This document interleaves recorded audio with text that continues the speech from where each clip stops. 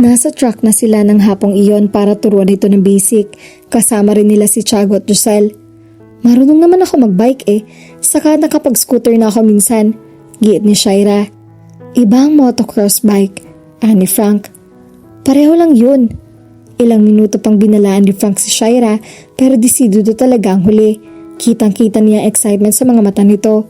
Delikado ang pagmamotocross pero anong magagawa niya?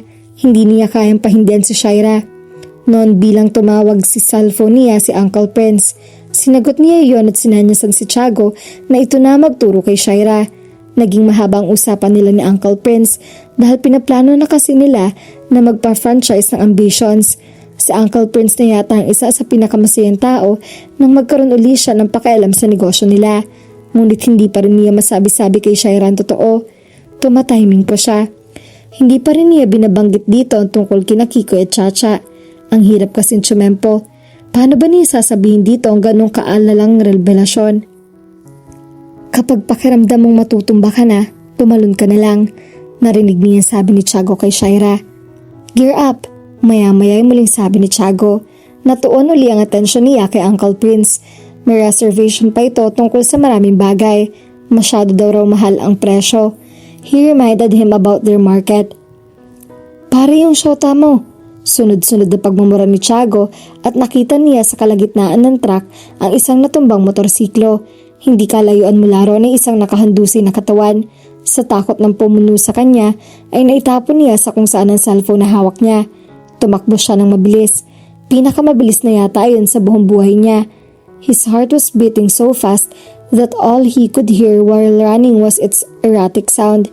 Nanginginig at nakahandusay pa rin si Shaira nang makalapit siya rito. Lumuhod siya sa tabi nito at natagpuan ang sariling nagdarasal. It was his first prayer in a long time. Please God, make her okay. Please. Dahan-dahan niyang binuksan ang helmet. Alam niyang hindi pa dapat ito kumilos sa kalagayan nitong iyon. And in a second he found Shaira shaking because she was laughing so hard. Pagkatapos itong tumaway, nagawa rin itong bumangon at tumayo na parang aliw na aliw sa pangyayari. She was still laughing. Grabe ang bilis Shaira, saway niya rito. What? Okay ka lang ba talaga? Pinasadahan niya ng tingin ng buong katawan nito. Oo nga. Iyon lang ang gusto niya marinig mula rito sa sandaling iyon. Niyakap niya ito ng mahigpit. Habang yakap-yakap ito niyon, ay narealize niya na nanginginig din siya sa takot. Hindi ka na pwedeng magmotor uli, naintindihan mo? You're overreacting, Frank. Pakli nito. No, he insisted and hugged her even tighter. She's alive and she will remain so. I'm not going to watch you get killed, Shaira. I won't. Don't you dare scare me like that again. Hindi na niya ito narinig na umapela pa. Umaasa siya na sana'y totoong hinaiintindihan nito kung gaano kalaking bagay sa kanya ang nangyaring iyon dito. Sa likuran niya ay naririnig niyang inaaway ni Giselle si Tiago. Dahan-dahang bumaba si Shaira sa basement. Nakabukas ang pinto niyon kaya pumasok siya. May bitbit siyang isang Tupperware na kaldereta. Hindi kasi kumain ng dinner si Frank kagabi at tanghali na hindi pa rin ito umaakyat. Nanibago siya sa katahimikan nito kagabi.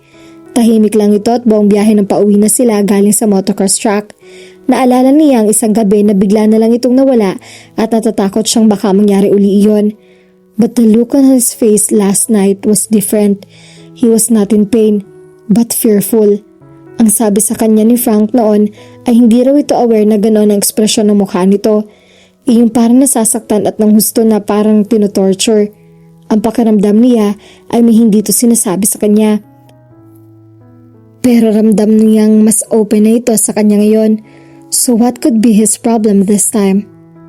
Frank? Tawag niya sa pangalan nito. Nang tuluyan na siya makababa. Pangalawang beses pa lang niyang nakababa roon at ang unay saglit na saglit lang. Mas madalas kasi na ito ang nasa bahay niya.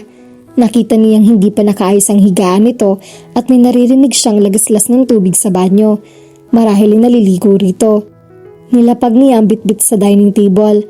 Habang hinihintay na matapos maligo si Frank ay naisip niya magligpit ng higaan nito.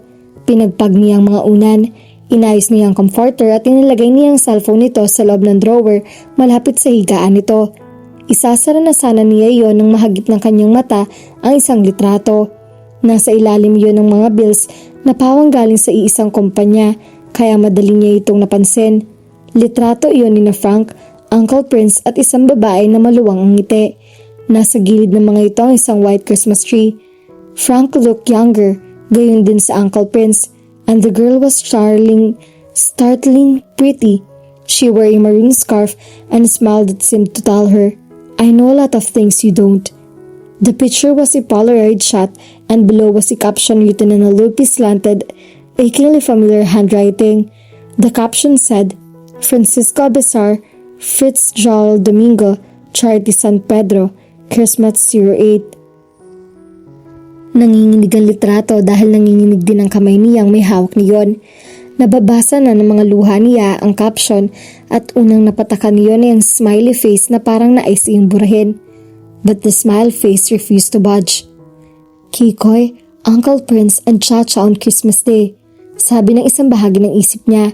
Nakuha pa niyang gumana sa kabila ng samot-saring nararamdaman niya. Nahihirapan siyang huminga. Para ding may nakahagdan at may nakadagan na mabigat na bagay sa dibdib niya. The whole basement was spinning with lies, and the more lies, there was an air silence like those in scary horror movies. At katulad ng isang nakakatakot na pelikula, may bigla siyang narinig na kaluskos mula sa kanyang likuran. Nakarinig din siya ng isang tila na gulat na boses.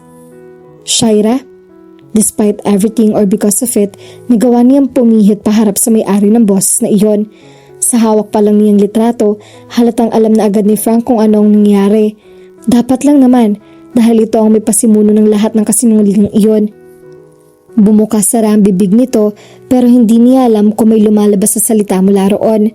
Her ears, like the rest of her senses, decided to malfunction. Isang green na tuwalya nakabalot sa baywang nito.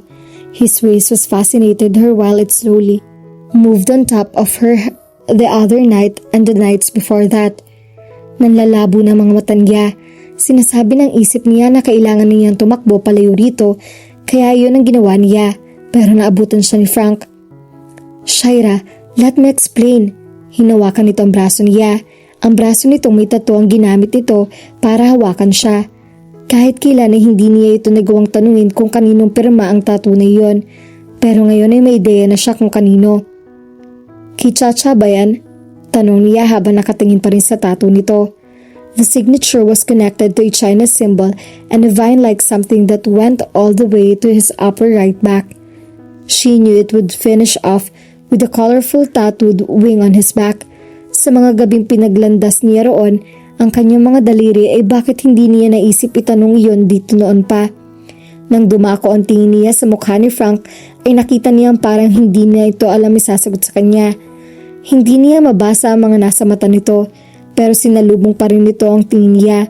Binitawan ang kanyang braso at marahang tumango. "I hate you," she hissed. "Paano mo ako nagawang lokohin ng ganito? Did you get bored writing those stupid love letters? Can you get your usual kicks from giving over your dead girlfriend? Kaya ba ganito ha, Frank? Kaya nagdesisyon ka na lang na paglaruan ako?" Bulyaw niya rito. "Hindi ko sinasadya, Shaira. I'm sorry." Napatras siya palayo rito. Tila asido ang salita nito na pumapasok sa balat niya. "Akala mo ba planano ko to? Nakita kitang hawak mo ang kahon at ginusto kong bawiin yun sa'yo. But somewhere along the way, I fell for you. Hindi ako gumising na lang isang umaga at nagdesisyon na paglaruan ka. Hindi ako basta napagod na gawa ng love letter si Chacha at hindi natapos ng pagluluksa ko sa kanya ng ganun na lang. I fell in love with you and that's what made me do the things I did." "Love? This isn't love, Frank. Dahil kung totoong mahal mo ko, hindi ka magsisinungaling." Umiiyak na sabi niya rito. "Hindi tama. Oo, nagsisinungaling ako, oo. Nagrabyado ka, niloko kita at may karapatan kang magalit hanggang sa gusto mo. But don't you see, Shaira? I had to keep lying because I don't want you to get hurt. But I intended to tell you the truth." "Dapat sa umpisa pa lang sinabi mo ng totoo." Sigaw niya.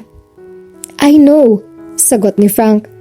"I also know how you feel and I'm sorry that you had to find out this way." You have no idea what I feel right now because no words can explain the tearing sensation in her heart. Para akong tangang naniniwala sa mga love letter na hindi akin. Para akong tangang bumibilib sa tao nagsulat nun. Pero na ba dapat kong paniwalaan, Frank? Yung mga kasinungalingan mo? Saan ako bibilib? Sa kakayahan mong manakit na ibang tao? Napapailing siya. Ni hindi na nga kita kilala eh. Sino ka ba talaga? Si Frank? Si Kikoy? Kailan ka nagdesisyon na dahil minsan ka nang nasaktan ng husto ay okay lang na manakit ka rin ng ibang tao? God knows, hindi ko ginustong saktan ka, Shaira. Pero lahat ng isinulat ko, lahat ng nabasa mo, totoo yun. Nagkataon lang na hindi ganun kadaling sabihin sa'yo ang lahat. Nagkataon lang din na sa lahat ng babae, ikaw ang minahal ko. Ano pa? Putol niya sa pagsa-self-pity nito. Wala itong karapatan mag-self-pity dahil manluloko to. Ano pang hindi ko alam? He sighed. He looked resigned. I co-own ambitions and I used to own this house too. God was there more. She didn't know how many more lies she could handle. Ano pa? Pinilot ko lang sa Uncle Prince na magsinungaling sa'yo. Stepfather siya ni Chacha and that's everything. I swear. Iyon ang mga kasinungaling nito na nagpaguho ng tuluyan sa mundo niya. Alright, napabuntong hininga siya bago siya nagpatuloy sa pagsasalita. And here's everything I want to tell you. Ayaw na kitang makita uli. Ayoko nang marinig ang boses mo o magkaroon ng kahit anong mga kinalaman sa'yo. Tapos na tayo, Frank. O Kikoy, o kung ano mang pangalan ng tawag mo sa sarili mo ngayon. Akma na siyang tatalikod pero pumihit uli siya. And don't you dare write me a godman and goddamn letter. You and your love letters can go to hell. Nakalabas na siya ng basement bago pa muling na malibis ang mga luha niya. She slammed the door behind her, closing the chapter of her life from the man she thought was Frank but turned out to be Kikoy and a goddamn liar to boot. Inilibot niya ang tingin niya sa labas ng bahay. Walang katao-tao at walang sasakyan dumaan sa kalsada. Walang kahit sino o anong ingay na may parabang isang segundo na nakiramay ang mundo sa sugatan niyang puso.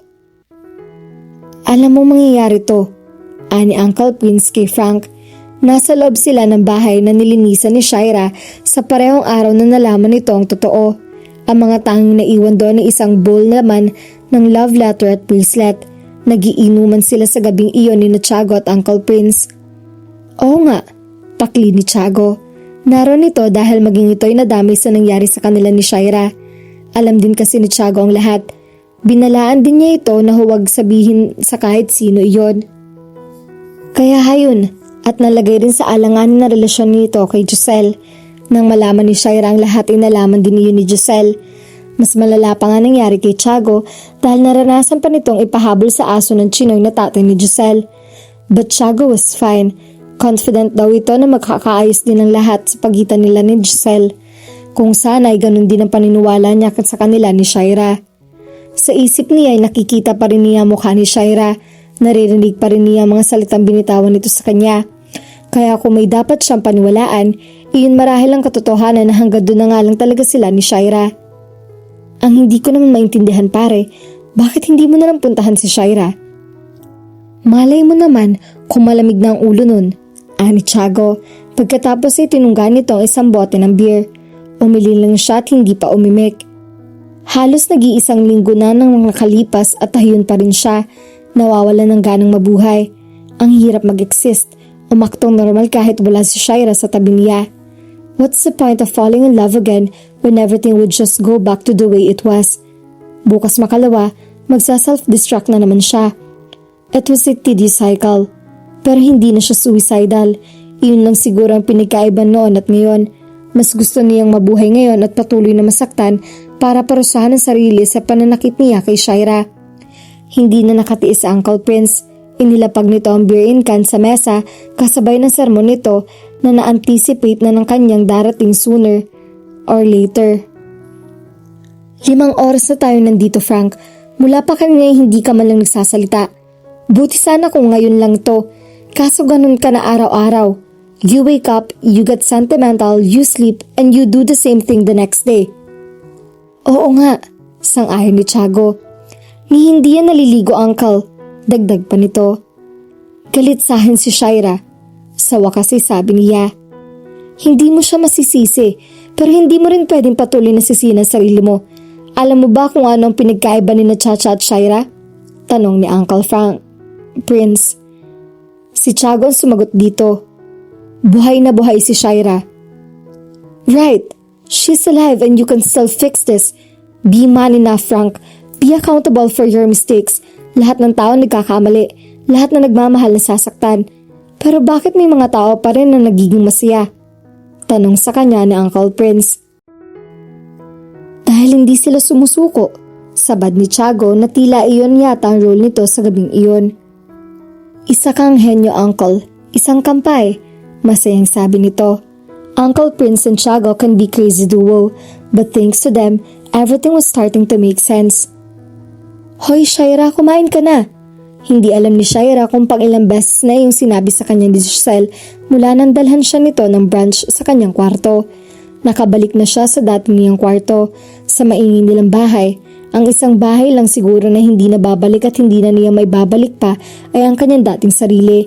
Laking pasasalamat niya sa kanyang pamilya dahil tinanggap siya ng mga ito nang walang tanong-tanong. Hindi pa niya ipakapakilala sa mga ito si Frank dahil naghihintay pa siya ng espesyal na okasyon para gawin iyon. At nagpapasalamat pa siya ngayon na hindi pa niya naipakilala sa kanyang pamilya. Pero hindi tanga ang pamilya niya para hindi malaman ng mga ito na may mali sa kanya. Halos hindi kasi siya lumalabas ng kwarto at halos hindi din siya kumakain. Minsan ay gusto na nitong sabihin sa sarili na lalaki lang si Frank. Anong karapatan nito na tanggalan ng kulay ang mundo niya? Lalaki lang ito, pero bakit ganun na lang ang epekto nito sa kanya? Nabuhay siya ng kulang-kulang 3 dekada nang hindi niya ito nakikilala. Sa parehong petsa nung nakaraang taon, ni hindi niya alam na nag-e-exist pala to. Ayokong kumain, sabi niya kay Giselle. Nasanay na siguro ito na dadaan muna ng ilang segundo bago siya mag-respond dito. Narinig niyang bumuntong hininga si Giselle at may sinasabing kung ano tungkol kay Tiago na hindi rin nag-sink in sa isip niya. Ang alam lang niya ay nadama ang relasyon ng mga ito sa nangyari sa kanila ni Frank. Sinabi ni Giselle na nagsisinungaling din si Tiago dahil marahil ay gano'n na lang ito kadeterminadong tulungan siyang mag-move on. Naging-guilty ito. Sa kagustuhan nga nito na mag-move on na siya ay nag-offer pa ito sa kanya ng trabaho. Balak daw nito magkaroon ng online shop ng clothing line nito at siya na lang daw ang mamamahala roon para magkaroon siya ng bagong trabaho. Para makapagsimula na siya sa bagong buhay. But she couldn't dahil tuwing tumitingin siya sa salamin, hindi si Shaira nakikita niya kundi isang pusong sawi. She was still too broken to pick up the pieces and move on. Maya-maya na malaya na lang niya na lumabas na si Giselle ng silid niya. Napabuntong hininga siya. She can still handle the pain. Hindi siya ang unang babaeng nasaktan dahil sa pagmamahal at hindi rin siya magiging huli. She will learn to cope with the betrayal. It is one fact of life. People betray each other all the time. Gaano ba siya ka-special para maging exempt doon? It's the love she couldn't take dahil sa kabila ng lahat, mahal na mahal pa rin niya si Frank. She loved him honestly, purely, unconditionally. Even in the face of his greatest lie, she still loved him. Namimiss din niya ito. She missed the way his fingers would tangle with her hair when they slept and smell of his body. She missed the feeling of being with him, talking to him, making love with him, laughing with him in a world where it was easier to love. Ang hirap palang masaktan at magbahal pa rin sa kabila ng lahat. Bakit ba tinubuan ng utak at logic ang isang tao kung nagiging bobo rin pala kapag na-in love? I take them back, Frank. I take back all the time I spent with you. I take back all the smiles I gave you. I take back the love. I take them all back. I need them to be whole again. Gustuhin mang isauli yun sa kanya ni Frank ay hindi naman pwede. Ang nakakatawa na nakakabaliw na nakakabwisit sa pagmamahal ay ang katotohanang wala ng bawian. A part of her was already lost in his love. Bakit ba kasi hindi na lang siya naging si Chacha? Para siya na lang ang makakatanggap ng mga love letter. Para pangalan na lang niya ang makikita niyang nakauukit sa puno ng akasya. At least she wouldn't have died in a vain. Dahil may Kikoy si Chacha, isang lalaki nagmamahal dito ng sobra-sobra. Sino bang mayroon si Shaira? Si Frank na sinungaling at manloloko at hindi niya sigurado kung minahal ba talaga siya nito.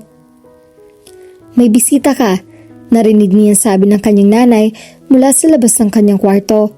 Ito at si Giselle lang ang kasama niya sa bahay nila ng umagang iyon. Parang robot na bumangon siya at lumabas. Hindi man lang niya naabalang magsuklay o magpalit ng damit. At nabungaran niya sa sala ang root cause ng kanyang kabiguan. Si Frank, nakaupo ito sa kanilang sofa na tila walang masamang nangyari. Walang ibang tao sa sala bukod sa kanila ni Frank. Hindi niya alam kung nasa na si Giselle o ang nanay niya. Frank looked the same with his long hair tied in a ponytail and his ridiculous tattoo still on his right arm. May nagsilbi dito ng juice. Malamang ay ang nanay niya iyon. Kung siya lang masusunod, laso na ibibigay niya rito. Tumayo ito nang makalapit na siya. Hindi siya umupo dahil ayaw rin niyang itong umupo uli. Ayaw niyang magtagal pa ito sa bahay nila. She used the coldest tone of voice she could manage. Bakit ka nandito? Hindi ito natinag at sa halip ay bahagya pang ngumiti. Dahil ayaw mong tumanggap ng love letters. Hindi ako nakikipagbiruan. Ako rin, in fact. May inilabas itong malit na kahon. Lumapit ito sa kanya. Kinuha nito ang isang nakakuyom niyang kamay. Binuksan nito iyon at inilagay sa palad niya ang kahon. Sa gulat niya ay hindi siya nakapag-react. It's a ring, sabi ng hari ng mga sinungaling. Will you marry me, Shaira? I have stable income. I have house. Noon ko mawala ang lahat ng pait at naipon sa dibdib niya. Anong pinagsasasabi mo? Niloko mo ako. Pinagmukha mo akong tanga. Ang kapal naman ng mukha mong alukin ako ng kasal sa kabila ng lahat ng kasinungalingan mo. Pero hindi nagpa-apekto si Frank. In fact, dire-diretso pa ito ng pag-speech. Sinasabayan siya nito habang nagsasalita rin siya. At kahit tapos na siyang maglabas ng lahat ng sama ng loob niya, ay patuloy pa rin ito. I can write you love letters every day. I can give you more circle stories. We will be happy, Shaira. So what do you think? Is it a yes? Hindi niya alam kung saang mundo ba ito nag-exist at parang iba ang intindi nito sa nangyayari sa kanila. You're crazy. Ako sa niya rito. No, you're the one being crazy. Can't you see? Tapos ka nang maglitanya ng lahat ng sama ng loob mo, pero ako hindi pa. Because I'm talking about the good things, the possibilities. Ang kasalanan, pwedeng patawarin.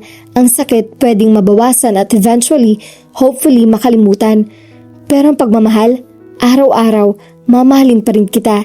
At kahit araw-araw kitang mahalin, hindi pa rin yun mauubos. Hindi ako nagdala ng bulaklak dahil baka iba tumulang yun sa akin.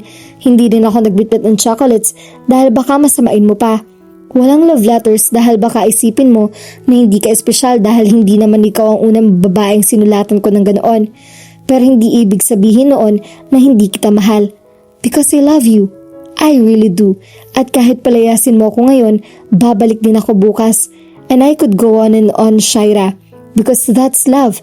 And we should never run out of reasons to stay in love.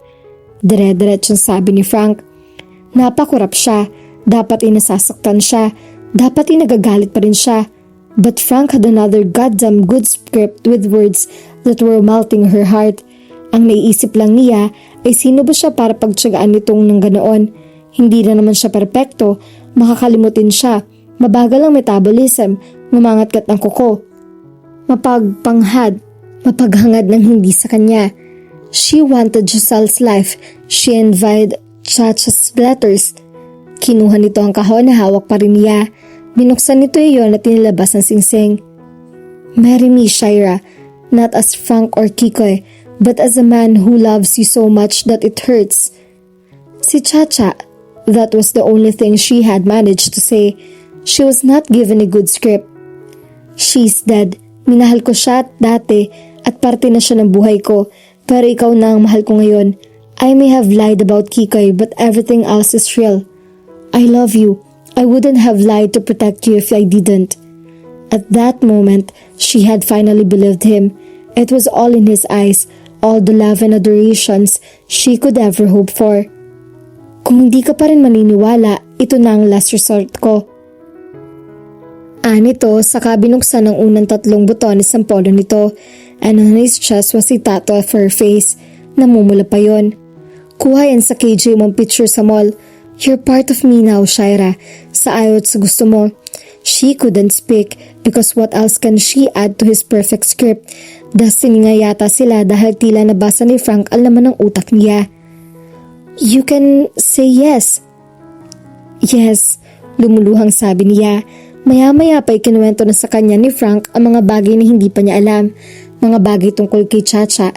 Natuklasan niya na lumaki pala si Chacha sa bahay na narentahan niya pero kailangan nitong ibenta ang bahay at umalis doon kasama ng ina nito dahil naging masyadong masakit para sa huli na manatili pa roon pagkatapos mamatay ng biological father ni Chacha.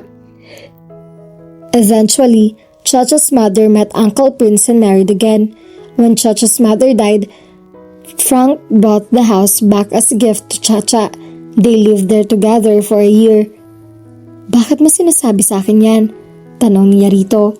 Wala siyang mapakapang bitterness sa maya-maya pa nitong nobya. To tell you that I would understand if you don't want to live in that house anymore. Humilig siya rito.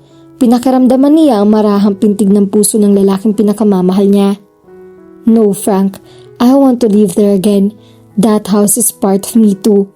Kahit nakaukit sa bawat sulok niyo ng alaala ni Chacha, nandun din ang pagmamahal nila ni Frank. Noon siya may biglang naalala.